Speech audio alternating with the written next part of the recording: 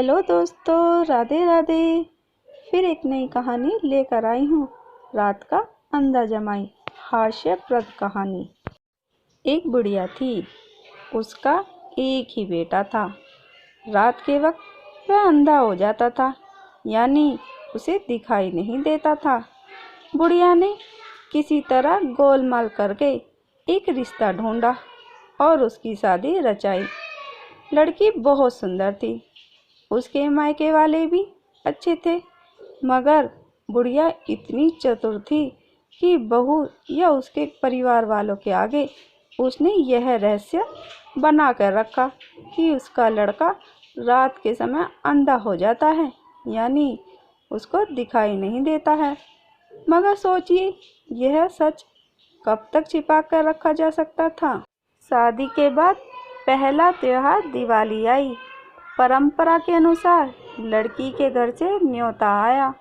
अब बुढ़िया को चिंता हुई, जाना तो था ही। उसने बेटे को सावधान करते हुए कहा, तुम बहुत सावधान रहना, रात को तुम्हें कुछ भी दिखाई नहीं देता और यह बात बहू के घर वाले नहीं जानते। तुम ऐसा करना कि रात को बाहर नहीं निकलना, कहीं इधर उधर नहीं घूमना, दिन रहते ही यात्रा करना। दूसरा यह कि वहाँ एक ही दिन रहकर लौट आना।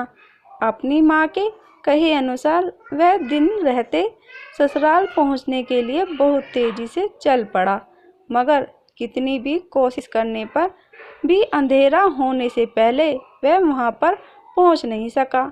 उसकी नज़र धुंधली हो गई। माँ की चेतावनी याद कर वह एक जगह बैठ गया। उसके साथ किस्मत ने खेल खेला। वह अनजाने में अपनी ससुराल के सामने के कूड़े के ढेर पर बैठ गया।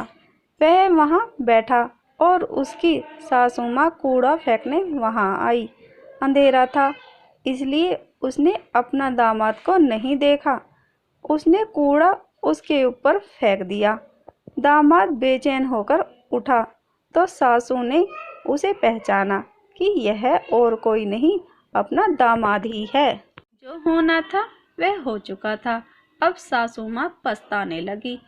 उसने बहुत मंसूबे बना रखे थे कि दामाद पहली बार घर आ रहे हैं तो उसकी बहुत अच्छी आवभगत करेगी, धूमधाम से त्योहार मनाएगी, रिश्तेदार और पड़ोसियों के आगे उसका सत्कार करेगी। मगर छी, यह क्या हो गया। उसको रोना आ गया। शर्म के मारे वह तेजी से घर के अंदर भाग गई। सड़क पर सासू माँ का 10 साल का बेटा भैंस को भगाता हुआ घर लौट रहा था।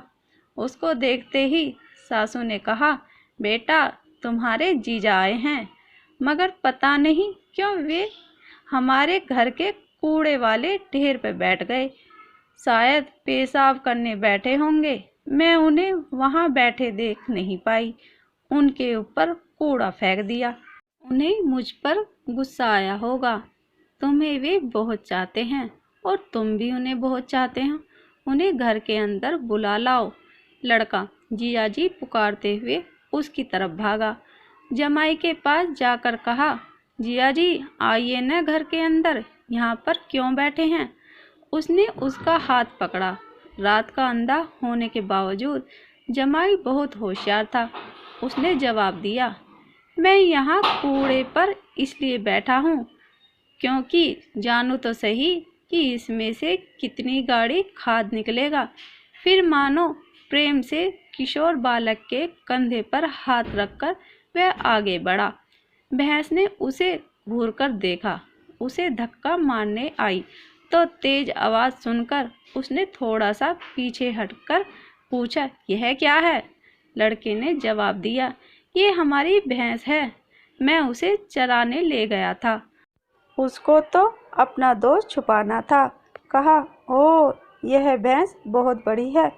फिर वह भैंस की पूंछ पकड़कर आगे बढ़ा।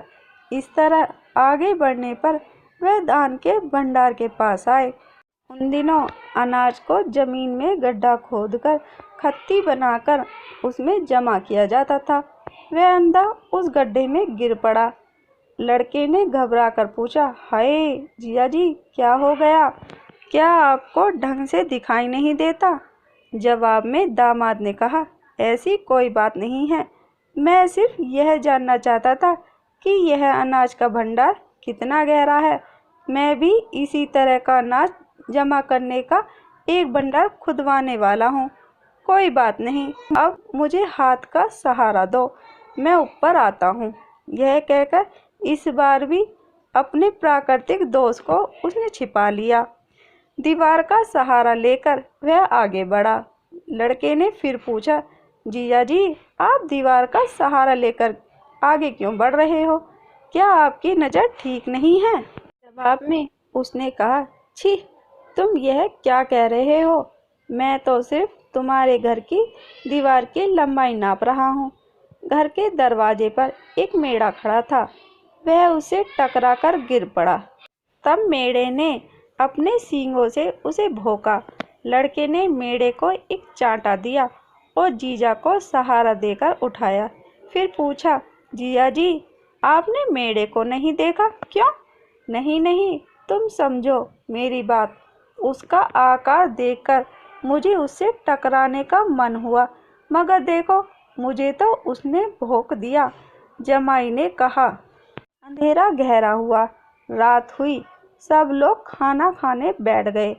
सामने पटिए पर थाली रखी थी। त्योहार के अवसर का बढ़िया भोजन था, तो सासू जी स्वयं परोसने आई। त्योहारों पर महिलाएं खूब सज धज कर काम करती हैं। सासू जी पायल और चूड़ियां पहनकर परोस रही थी। चूड़ियों की खनखनाहट से जमाई साहब ने समझा कि मेढ़ा दोबारा आया है। वह डर गया। घबराहट में आवाज़ सुनकर उस तरफ अपनी प्लेट उठाकर फेंकी। वह प्लेट सासू माँ के पैरों पर लगी। वह घबराहट पे रसोई की तरफ भागी। सासू को लगा कि जमाई गुस्से से उससे बदला ले रहे हैं। एक तो यह कि उसके सिर पर कूड़ा डाल दिया था, और दूसरी वजह यह कि बेटी को परोसने नहीं भेजा था। फिर बेटी ने खुद उसे खाना परोसा। रात को खाना खाने के बाद पति पत्नी दोनों कमरे में लेटे, बाकी लोग नीचे बाहर के बरामदे में लेटे थे। ऐसा हुआ कि आधी रात को उसे पेशाब करने का मन हुआ। अंधेरे में लड़खड़ाते हुए दीवार का सहारा लेकर किसी तरह वह पिछवाड़े तक गया। काम पूरा होने पर उसे मकान का दरवाज़ा नहीं दिखा। भटक कर वह उस जगह पहुंचा जहां पर सासू जी सो रही थीं। यह सोचकर कि वह अपनी पत्नी है, उसने सासू के पांव छू दिए। अंधेरे में सासू जी ने समझा कि कोई चोर है। उसने चिल्लाकर पूछा, कौन हो?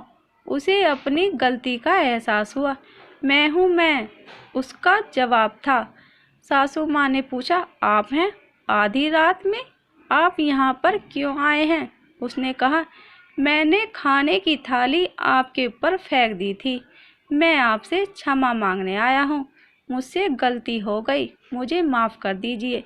जमाई की बात सुनकर सासू जी बहुत बेचैन हो गई।